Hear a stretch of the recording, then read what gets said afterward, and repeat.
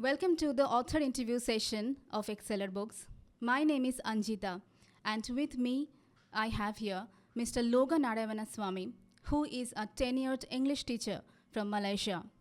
His book, The Phoenix Lecturer, An English Teacher's Journey of Rising from Ashes to Inspire, is going to be launched soon by ExcellerBooks, and we are really glad to have him amongst us today. Welcome to India, Mr. Loga Narayanasamy. So I will learn directly from the author more about this book, more about his experience of writing this book.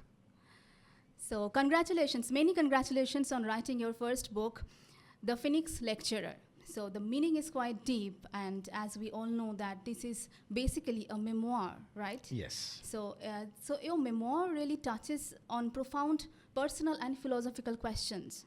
It Yes. gives us many insights Yes. from the author, from your own personal experiences. Yes. So, and you have already stated in the title that you are an English teacher. That's the identity you are bearing in this book, right? Yes. So, how has your experience as an English teacher influenced your understanding towards human condition, and how has it promoted personal growth for you? Okay. So when I was searching when I reached a certain age in my life, when I was searching what I really wanted to do with my life, and so that took me on a long journey. And so in my 20s, when I ended up in Taiwan, basically because of some friends, I wanted to go travel the world and see the world and just wanted to explore. So in a whimsical way, you know. But I needed to stay there because I fell in love with the culture, the language, and so on. Right. And so that attracted me to be there and learn the culture, the language, and so on. But I needed to do something in order to be there. I needed to have a career. So English teaching became an option at the time. So it's nothing else that I could do. But teaching those children over the years and in a playful manner, basically I started off in a playful manner, but that sort of changed my perception. I began to evolve from that teaching experience. So, I mean, fundamentally, what I realized was that language is a window to the human soul, to the human mind. Absolutely. So, and I realized that with language teaching and with language learning, that I could really enter the minds of people who basically had nothing in common with me. Right. But through language, I could understand them, where they come from, and what they were thinking, what they were trying to say to me, and I could be of help in that manner. So that was one sort of the human condition that I realized, and from there I began to evolve, as I said earlier, and I wanted to know more. So that sort of led me into another journey to go to America to really study language. So I took a subject called linguistics, and to explore deeper into, as I said, the window into the human mind, the science of language. Mhm. Yes. Right. So that is wonderful. Actually, you at the age of 21, you just ended up in a foreign land and you explored the culture there, and that's quite a brave move, I would say. That is commendable. Thank you. So in your book, you mentioned that you have been to very dark phases of your time, Exactly. actually. Yes. So for a long period of time, you were away from your homeland, from your own culture, own people and community. So how did you navigate through this difficult time of your life, and what has that experience taught you? Okay, the disconnection, in fact, I would say that the disconnection already happened when I was at home. Because I was home and yet I was not home. And the reason was because I had sort of lost my consciousness at the time. Consciousness is something that is very deep, in a sense that, like when we're asleep, for example, you're unconscious, but the mind is active, right? Right. And we dream. And we dream in metaphors. So these metaphors are messages trying to answer certain fundamental questions about the reality we are facing in a day-to-day life. Okay, so I was awake and I was not conscious. And because of the ordeal that I faced at that time, I had, when I lost my career, I left my career and my aspirations at that time. So I was completely lost. And I felt like when I lost my consciousness, I could not become aware of anything around me, family, relationships, my teaching career, and so on. So in a way, I was disconnected. And being away from home, because I could not relate to the people around me in my life at the time, because I was already disconnected. There was nothing in common anymore. I was not conscious of you, you were not conscious of me. Yeah. So what is the point of that? So I wanted to be away, and maybe I thought deep inside, a part of me said to me that maybe being away might heal me. I might be able to find an answer to come back to reality. So basically, when I was away, I was still in a disconnected state, even when I was away from home, until that healing came, until sort of the healing made me realize who I was, to become conscious of it, and that becoming conscious helped me with the healing, and vice versa. It's quite deep. So that I Quite went a home. life-altering experience you have been through. Yes, So, yes. so I was just curious about the subtitle of your book. It says, an English teacher's journey of rising from ashes to inspire. So you're actually comparing yourself to a phoenix. So would you just Absolutely. say something about it? A phoenix is a mythical bird. We all know that. But just like in a Chinese culture, for example, a dragon, it's a mythical Creature. a creature, right? But what does it symbolize? Power, strength, the almighty kind of reptile, right? And it's worshipped Yeah. in their culture. In many cultures. Exactly. So in a phoenix is also a mythical bird. But then, what I'm trying to say metaphorically, what I'm saying is that my life has fallen from grace. So I was this once upon a time graceful lecturer, just floating by and building a name for myself as a high-profile English teacher, and having all these admirations from my students and friends and so on. But then all of a sudden, my life flipped. Okay. And I fell from grace, and I went through this 2 years of this this traumatizing ordeal of my life. And then finally, after with all the help of the shamans who healed me, and my own endeavors and searching within myself and so on, when I transformed, that's what I call my transformation that happened. So that transformation itself, I could say that it was a remarkable transformation for me. And like as though I died, or I had turned my life, my aspirations, everything that symbolized me, who I have become, turned into ashes. Then when I Okay. transformed, when I found the healing, I came back to life like a phoenix. Phoenix, like a bird, Exactly. symbolizing life. Exactly. It's another life, like I was reborn, We're reborn, right? so to speak. Exactly. Amazing, really. So I will just like to talk about something regarding your career as an English teacher. Yes. So you have a vast career as an English teacher, as a Yes. professional, high-profile English teacher. So it must have taken you through various locations, like international schools to private colleges. So how do you say that this one experience differs from the other, and what has this vast sphere or space of your work has taught you regarding the approach to education? Okay, every school that I went to, of course, every school had its own their system of teaching, the rules and methodology and the philosophy of teaching and so on. Everywhere I went, that has been my nature all along. Everywhere I go, I will be a little whimsical. Like, for example, when I Right. first started, I came back home for good in 2007 from Taiwan. I came back home to my hometown. I came back to Malaysia and my hometown. And I started teaching at a language school, and then I went to a Chinese private school. There, I was just being playful with the kids, basically go there and tell them stories and just being myself. And everywhere I went, I guess unconsciously, I was very different from the others. I always wanted to do something different from the conventional way of doing. And that also comes to teaching, applies to teaching. And so telling children stories and being with them and mingling with them and teaching them language.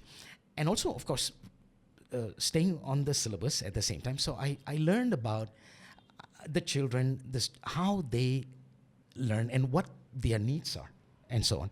So when I went to the international school, of course, that they had their own system, very strict disciplinary system and all that. So, but I went through that the rigmarole of the teaching syllabus and their routine and so on. But anything that can inspire the students, whatever that I can do to inspire the students, I did. And when I joined the college, for example, then it was a different environment, a different teaching system. There I became more independent because the head of the college told me that I could teach any way that I wanted. Here's the books and you design. Less structured. Exactly, the structure of teaching and so on. So, and I found more freedom. So that was the time that I began to explore my knowledge of teaching, how it will inspire the students to acquire language. So I tried with different methodologies of Great. teaching. It is amazing to have that kind of liberty as a teacher.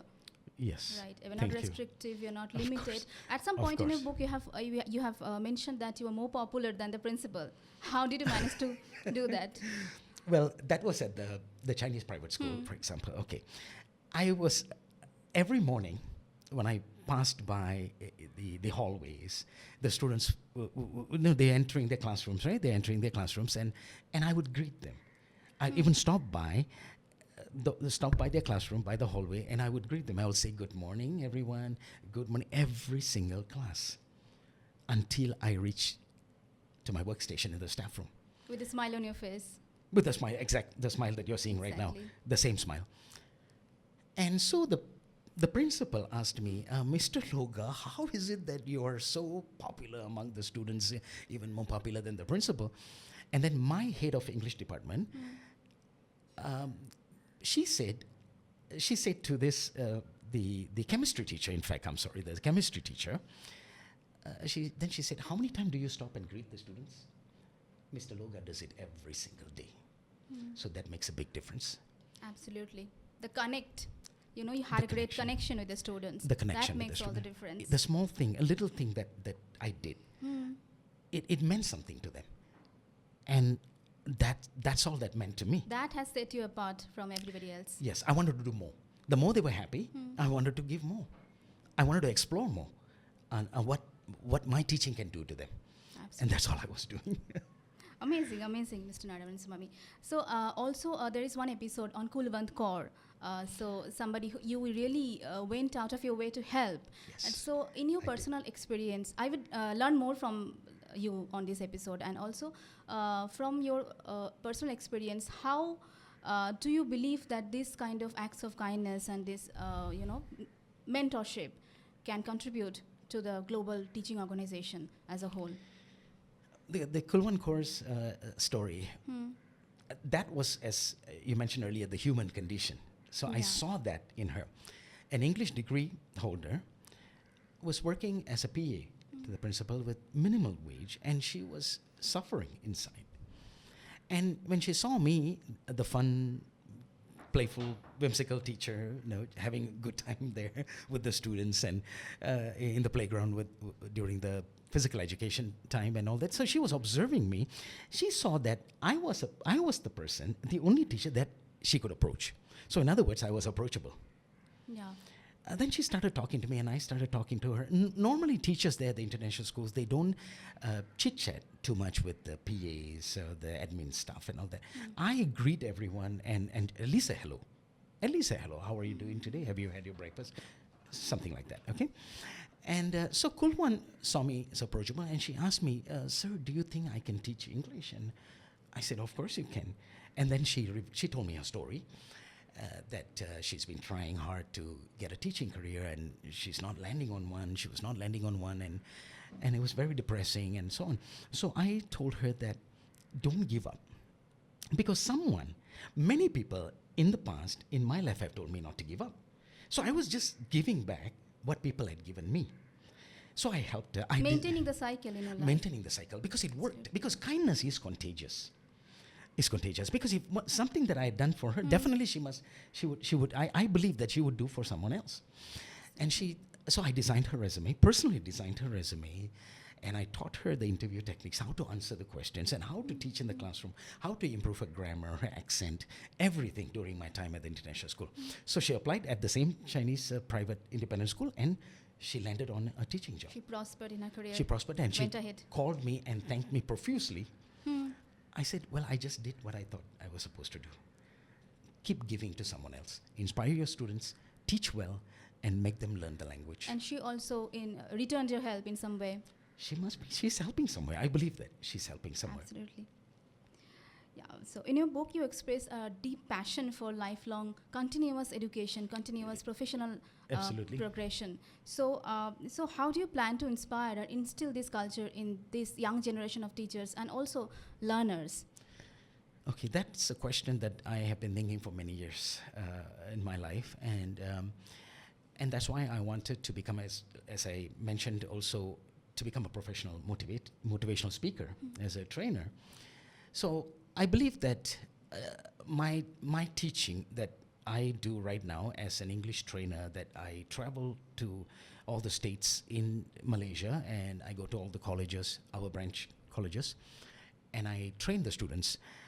And I use my own module. So this time I design my own module and I go there and I teach my own way and I cover all the 4 language skills and so on. So I can do whatever I want to inspire them to learn the language. So the act itself, I believe that my act itself is an inspiration for them. That because when they say to me, whenever they come up and say to me, the students or the teachers, sir, I've never learned the English in this way. Or the teachers will sometimes come and say, I've never seen anybody teach this way. Now that alone, it meant the world to me. It's a statement. It's a statement. It's a statement itself. And the second channel that I thought of a way to inspire the younger generation teachers and the students is my book. And as I say, what teaching means to me and how it had changed my life and transformed me, and look at human condition and teaching from a completely different perception. So I hope that my book will inspire them the way I intend to inspire them. Right, very well spoken actually. So as an English teacher, how do you think that this cultural differences, you have seen a lot of cultural differences, right? Yes, So definitely. how do you, nullify or cancel out these cultural differences or even address? So how do you manage to keep both the sides in your teaching? Okay, when we teach English, many teachers traditionally, they think that when you teach the English language, we have to teach it within, or it should encompass the Western culture. But I believe, according to the subsumption theory of language teaching, it doesn't have to be that way. So for example, if I'm teaching English to a group of Indian teenagers in India, what I would do, I would use the Indian culture as a context Yeah. to deliver English. So in Malaysia, I use the Malaysian culture as the context. So addressing the culture where you are Address the teaching. culture, Yeah. exactly, the food, or the songs, or the movies. Simple things like that. So language is everywhere. Context is everywhere. It's not only confined in the textbook. That's what I believe. And also not confined in the specific culture, the language, English language is coming. So Western it doesn't culture. have to be that way. No. We don't doesn't have to to be limited that way. It doesn't have to. We don't have to encompass. We tell the Indian children that you must embrace Western culture, then you can learn English. Not necessarily You true. can learn English by staying within your own culture, right? Definitely. And at the same time, you know the Western culture also. As Confucius said, the great teacher will remember the past, keep the past, at the same time, understand the present. That's a great teacher. What the Absolutely. students are facing Wonderful today. words, wonderful words. I would really compliment your the thing that you're wearing. It's a big statement for us. Actually, we are sitting in India, and Yes. You have come all the way from Malaysia, and Yes. you have bought this particular Punjabi. We call it in India Punjabi. Punjabi. To wear for this particular occasion, right? Yes. So what do you call this in your native tongue? In my native tongue, in Tamil, people predominantly call this jippa, Jippa, jippa. Jepa. That's in Jippa. Malaysia. In Malaysia, they call it jippa. Everyone, whether Chinese or Indians or Malays, they all call this jippa.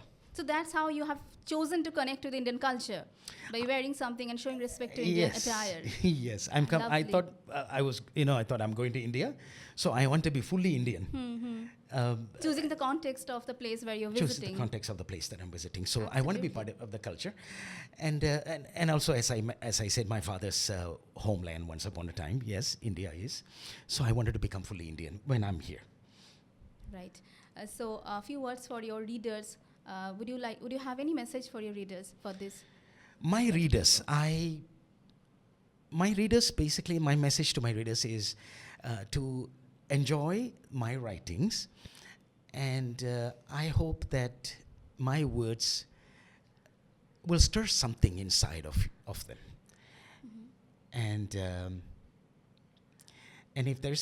if there's a message that I'm conveying to you, directly to you or indirectly, take that message and change, and always believe that there is another way.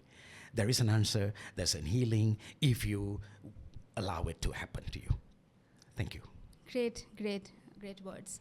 So, we really hope that your book creates a lasting impression in the minds of the reader, and they really take the message that you originally meant for them. So that's a lovely conversation. That's a lovely Thank work. you. Many congratulations one more time from ExcellerBooks. Thank you, Ms. Ganguly. So, Mr. Narayanasamy, I would request you to take us through the writing process. How was your journey? And yeah. My journey, there were a lot of ups and downs, of course. There's no smooth journey when we are, going after a dream or an aspiration in life. So it took me about 3 years actually to complete the memoir. I started in precisely March 2021, and just completed 2 months back. Yes, and I started off as a journal. In fact, writing out all the pain, the struggles that I went through. I was basically venting in my journal. So my mentor and friend, Dr. Simpson, an American biologist, he teaches dreams in Taiwan. So I met him in 2007. We went to the same language school, and then we kept in touch. He's also a writer. So he read my whatever that I wrote, and he said, I don't see anything here. You're just venting and venting. I want to hear the story. A story has a beginning, has a middle, and an end. Can you do that? I said, you mean you want me to write a book? He said, yeah. So the journal transformed into a memoir. So I started, he gave me about 6 questions. I focused on the questions, and I answered that questions in the memoir during the 3 years. That's how the book came into existence. That's how the book came into existence, yes. Partly, a lot of it is based on my true story, and maybe some places I used my own imagination, and I interviewed some of my former colleagues, friends, students, to get more facts about me. What I wanted to know what they saw in me. The time when I was spending with them, teaching and working with them, because at the time I didn't know what I was really doing. I was going with the flow, but who I was or how they perceived me, I didn't know. So I had to know about myself from their eyes. So I interviewed them, and I used their answers also in my work. That is quite a soul-stirring experience for you. It is. It's knowing know thyself. That's all. Yes, know thyself. As the biblical phrase goes. Hamlet, yes. So, what will be your message to your readers? My message to my readers is basically, if you read my work, my memoir, The English Teacher's Journey of Rising from Ashes to Inspire, and if something inside there, if it stirs something inside of you, go with your intuition and make that transformation if you have to. And what I want to say is, everyone that I've seen in my life, in every culture, every nation that I have been, and everyone I've spoken to throughout my journey, it doesn't matter where we come from, which culture we come from. Everyone undergoes challenges, ordeals, adversities in different ways, but universally, everybody goes through them. And they're all seeking for an answer. They want to know how to get out of it, how to let things go. So if my book can do that for you, I believe that I have accomplished, and I've lived a life of purpose. Thank you. Lovely. So I would just, I was just curious, like a lot of books are being published, hundreds of books are being published, and also in this particular topic that you have written, there are multiple other books. And so my question is, how is your book, how does your book, how does it stand out to the readers, and why would anyone pick this book, and what outstanding message they will get from out of it? Okay, so, well, the title itself, I think it says a lot. Yeah. It's very self-explanatory, I believe. An English teacher's journey of rising from ashes to inspire. So the key word there is English teacher, these two words. And people definitely want to know this English teacher. And he's saying that he rose from the ashes. So what is it about him? What is it about this English teacher that he has risen from the ashes, and what did he go through in his life? So that I believe that it will stir the curiosity. And secondly, when they get into the contents, when they get deeper into the contents, they will see that I fell from grace. I talk about the journey of falling from grace and facing all these ordeals and entering the world of insanity and so on, and losing my consciousness and so on. So that is a very different world right there. So they want to know why that I faced all these things, what happened, who triggered it, and how I overcame this ordeal. So I'm sure they will get very curious. As they enter deeper and deeper, they want to know more and more until they get to the end. And my last title is The Walk Towards Freedom. So walking the 10 kilometers from the home, coming back home, I think during that walk, I sort of like going through the healing process until I reached home. Right. Yes. So this is basically, you have used this book to motivate people. To motivate people, tell my story and to motivate people. Yes, because every memoir, in the end, the author must go through some kind of epiphany. And I think mine is the same. So anybody from any part of the world, they can, relate with you through your experience. I believe so because... And they can also feel that they are not alone. They're not alone. There are other people who have been through difficult times and they have risen. Yes, exactly. When they think that they've hit a dead end or a wall, they don't have to feel like that's it. That's the end of it. I'm going to commit suicide, or life is terrible. Life is meaningless and so on. No. There is always another door. There's always hope. When we open our heart, Rumi, there is not Rumi, but there's a quote that it says like this: a parachute works only when you open it, and the mind, and I also include the heart, they work for us. The universe will work for us when we open our minds and our hearts. Simple as that. Absolutely. So everything emanates We have to receive the message from the universe. Exactly. All the time. Everything emanates from here. Everything ends here. That is the point where you are transformed. Exactly. So it was nice talking to you. Wonderful time actually, and thanks to you for traveling all these kilometers and traveling from a very far land to India to publish your book. And so you are really filled with enthusiasm. Your enthusiasm really touches us, and that is in itself is a message for us. It's a statement for us. My pleasure. Thanks for motivating our team. My pleasure. This brings us to the end of this interview session.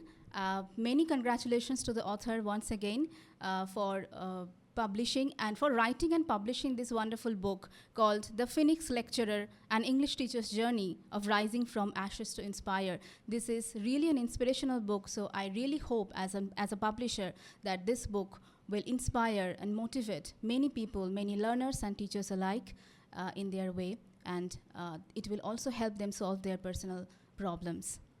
Thank you, Mr. Loga, for traveling so far and coming to India to publish your book. So many congratulations to you.